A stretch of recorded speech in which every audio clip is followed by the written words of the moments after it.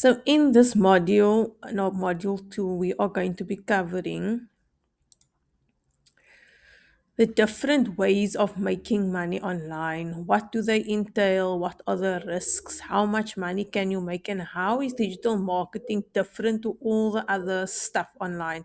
So, we are going to be covering online jobs, forex, crypto trading, and online. Tasks and other online business models like dropshipping, print on demand, and so on. So, online jobs. Examples of online jobs are freelancing, virtual assistant, tutoring, anything where a company hires you to perform specific tasks for them. Now, the problem with online jobs or that it is the same like any other normal job. You are still being paid by a company, they still control more or less your schedule. There is so much competition, and because you are competing, the likelihood of you getting a position is very slim. And because there's so much people doing these freelancing and tutoring and online jobs, you get generally low pay. If there's no work for you, there's no pay, and usually online companies they cannot say whether there's going to be work for you or not, which is leaves you on the back end. Right? There's no real time freedom because clients expect deadlines. For example, for VA work, virtual assistant work, and freelancing, people are expect deadlines, right? You are still trading your valuable time for money, right? And usually with teaching jobs, freelancing, you need specific skills like editing, writing, coding, and if you don't have those skills, it's going to be difficult to find something for you to do. So basically, you are still trading your time for money, and that is why online jobs is not necessarily the right fit for you. Now let's take a look at crypto trading, forex, and online tasks. So these things, I'm sure you know, is very high risk and very volatile. You need a deep knowledge and training and understanding and constant monitoring. You are constantly on your device monitoring what's happening, so you know whether to invest or whether to pull your money. You need upfront costs and investment. Of the bigger the investment, the bigger the money. You can start with little bits of money, but the profits are not going to be big for you. All right.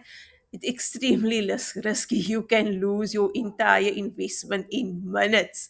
And if we look at online tasks like surveys, playing games, watching ads, all these small little tasks, even these Amazon tasks like the Turks, and there's so many Amazon tasks that you can do. They pay you cents, and that literally makes no sense. You are still giving your valuable time for nothing, and for peanuts rather, and you are not building anything sustainable with these types of online businesses. Now let's go to other online businesses like drop shipping and print on demand. KDP. KDP is creating books and selling them on Amazon. It's a independent publisher business. These businesses usually have very low profits, right? You are selling something that does not belong to you. You need to pay for the product, and then you take a small profit because it's also high competition in drop shipping and print on demand and these businesses. You are competing, and when you compete, you must lower your price. When you lower your price, you get less money. So the profit margins are low, and you need lots of sales to reach the goal that you have set for your business in terms of your financial goals. All right. Um, the results are very slow. It's not very beginner friendly, and there's a very steep learning curve. All right. You don't need any knowledge, but you're going to have to learn a lot and do a lot before you start seeing results. You're more likely to reach burnout before you reach your first small profit sale. You need to constantly hunt for products that people are looking for, that is popular and trending, so that you are going with the trends and not lagging behind. And when we look at shipping times, this can get your business into trouble because you are not in charge of the shipping. All right. If something come late or something arrive broken, or in not in a state that the client wants it to be, it becomes your problem and it reflects badly on your business. Right, you also have to deal with customer service and complaints, and all refunds usually fall on you. So what are you coming with home with at the end of the day? The stress levels are high, low profits, slow results, long a lot of time and effort goes into these types of businesses.